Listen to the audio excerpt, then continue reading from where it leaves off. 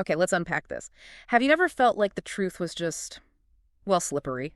You know, like what seemed real yesterday isn't quite real today. Today, we're diving deep into your sources on George Orwell's really seminal novel, 1984. It came out way back on June 8th, 1949. Our mission really is to pull out the most potent insights about power, surveillance, the manipulation of language, and that ever-present question, the resilience or maybe the tragic fragility of the human spirit. And it's not just one thing, is it? It's dystopian fiction, it's political fiction, and science fiction all rolled into one. It really is. And what's fascinating here, I think, is how much of Orwell's own life, his real name was Eric Arthur Blair, how much his life and fears really fueled this book. His experiences in the Spanish Civil War and during World War II, they shaped it into this incredibly powerful warning, a warning against totalitarian regimes, both fascist and communist. He was actually a democratic socialist himself, deeply critical of these systems. Right, so his personal experience gave it that urgency. So whether you're maybe brushing up for a meeting or you're just curious about where terms like Big Brother actually came from, or you just want to quickly grasp why this book still feels so relevant. Well, get ready. We're about to explore what happens when control becomes absolute. Should be some real aha moments. Definitely. It's a journey into a pretty dark place. Okay, so let's set the stage. It's bleak. The year is 1984 in this imagined future. The world. It's split into three huge superstates, Oceania, Eurasia, and Eastasia. And they're always at war. Constantly shifting alliances, too. Exactly. We focus mostly on Oceania, specifically a place called Airstrip 1. Which used to be Great Britain. Right, and it's completely dominated by the party. At the top, or at least presented as the top, is this omnipresent, godlike figure, Big Brother. Always watching. Always. Our main character is Winston Smith. He's a pretty low-ranking member of the outer party who works at the Ministry of Truth, which sounds positive, but... Yeah, the names are ironic, aren't they? Yeah. Ministry of Truth deals in lies. Precisely. His job is literally to rewrite historical records. Old newspapers, documents, making sure the past always matches whatever the party is saying now. It's intense propaganda work. But underneath, Winston. He secretly hates the party. He despises everything it stands for, and he does something incredibly dangerous. He starts keeping a diary. Which is forbidden. It's thought crime. Even thinking against the party is punishable. Yeah, just the thought itself. So in this incredibly oppressive world, Winston finds this spark, a connection. He meets Julia. She's bolder than him in some ways, more practical in her rebellion. More focused on personal freedom, maybe? Yeah. Less ideological than Winston initially? Maybe, yeah.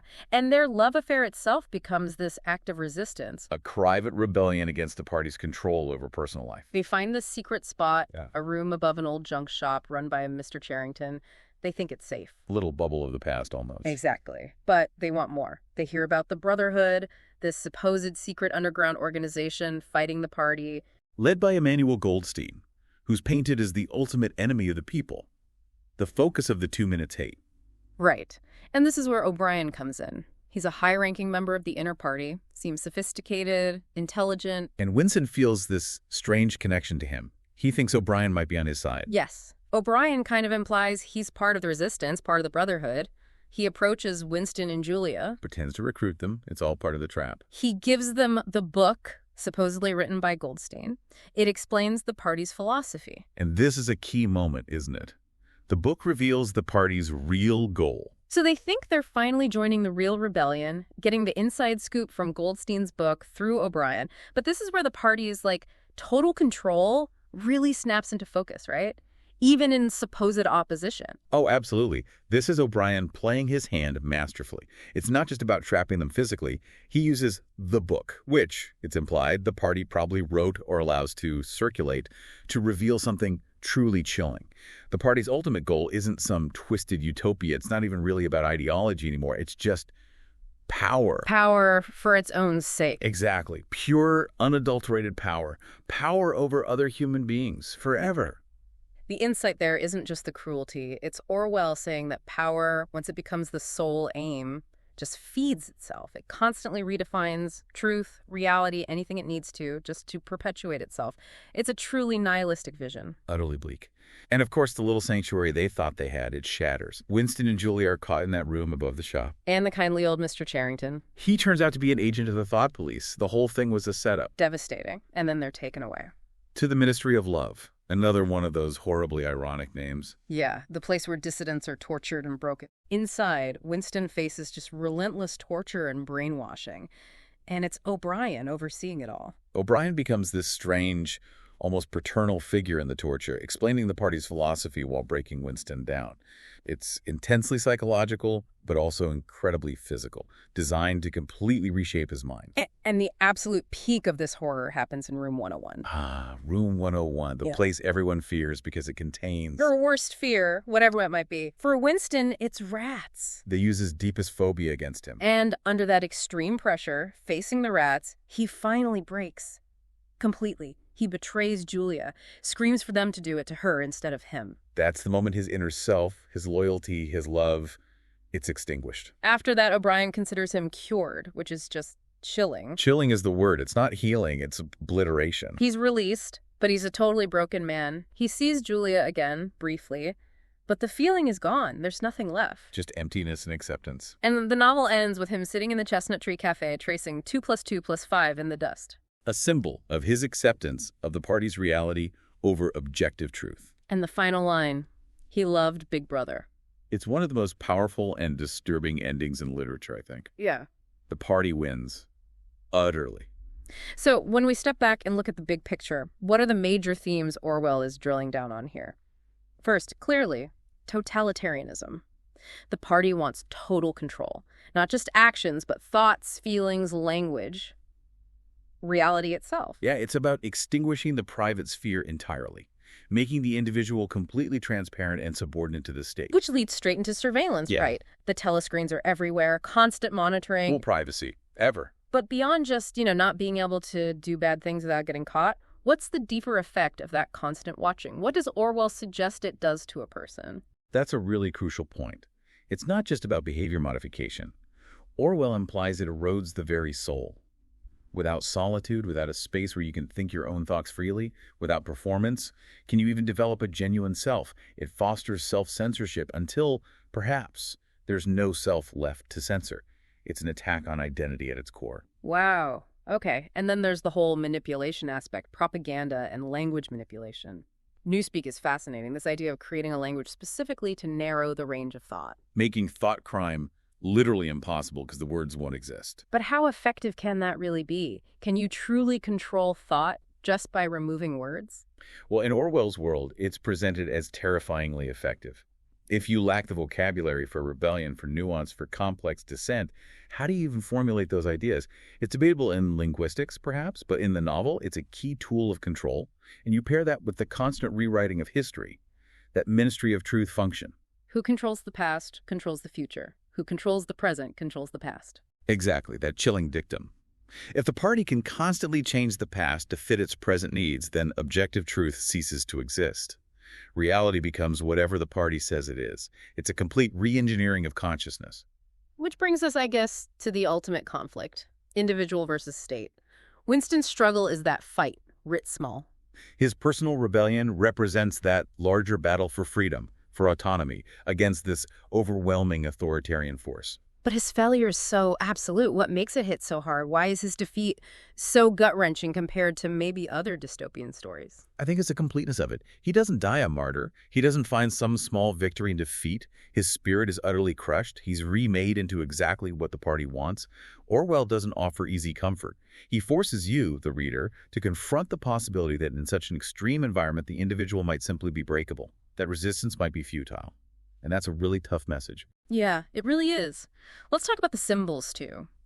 Orwell uses them so powerfully. Big Brother is the obvious one, not just a person, but the symbol of the party, the surveillance state, the figurehead of control. Omnipresent, yet possibly not even real.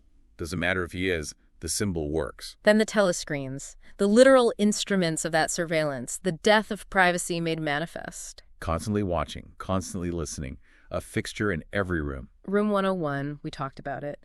The place of ultimate fear, where control is absolute because it uses your own mind against you. The final breaking point. And that little paperweight, the glass paperweight with the coral inside that Winston buys, what does that represent? It seems to symbolize a connection to the past, doesn't it? Something tangible, beautiful, and unchanged by the party, but it's also incredibly fragile. when it shatters during his arrest. It's like the past itself and memory shattering against the party's force. Yeah. And zooming out a bit, just thinking about Orwell's style, it's worth noting. He writes with such clarity, such directness, simple, powerful prose, which is such a stark contrast to the convoluted, deliberately ambiguous newspeak used by the party. His style itself is a form of resistance, almost. That makes sense. And the tone is just relentless. Okay. Bleak, foreboding, chilling. It pulls you into that oppressive world. Plus, the rich symbolism we just discussed, the sharp irony, the deep political commentary layered throughout, is more than just a plot. Absolutely. And the impact. I mean, 1984's legacy is just huge. It's got to be one of the most influential novels of the 20th century. No question. Think about the language it gave us. Right. Terms like Big Brother, doublethink, thought crime, newspeak, Orwellian. They're just part of our vocabulary now. We use them all the time to describe certain things in our own world. Yeah, Orwellian has become shorthand for any kind of intrusive surveillance or manipulative political control. And the book itself is constantly brought up, isn't it? As a warning. Frequently. A warning against government overreach, mass surveillance, authoritarian tendencies, the manipulation of truth. It's had this interesting life, too, banned in some places precisely because it was seen as too critical or subversive. Well, celebrated elsewhere for that exact same warning. Exactly. It really strikes a nerve. So who should read this? I mean, obviously it feels essential, but who specifically would you recommend it to? Well, anyone interested in politics, certainly. Dystopian fiction fans, obviously. But also, I'd say anyone concerned with human rights, the psychology of power and control, or just the fundamental importance of freedom of thought and the dangers of propaganda and losing personal liberty. It speaks to so many levels. Okay, so bringing it all together, what's the core takeaway for you, for the listener, from this deep dive? 1984. It's not just some old story about a grim future. It feels like a timeless, pretty profound warning. It really distills the dangers of power when it's unchecked, the way propaganda can subtly, or not so subtly, rewrite reality, and that chilling feeling of losing freedom when privacy just evaporates. It hits on control over everything: actions, thoughts, language, truth itself. And if we connect that to maybe the bigger picture today, Orwell's work, 1984 especially, it really pushes us, doesn't it? It encourages us to look critically at the information we get, to question assumptions, and maybe to remember that keeping individual autonomy and even the idea of objective truth, it requires constant vigilance. It's not guaranteed. So here's a final thought to leave you with as you go about your day. In our world, which is just saturated with information, and yeah, sometimes misinformation, what do you consider your personal telescreen? What influences are watching or shaping your thoughts? And maybe more importantly, how do you make sure that your inner room 101, your core self, remains your own, free from that external control? We really hope this deep dive into 1984 has given you some fresh perspective, maybe some powerful insights to mull over.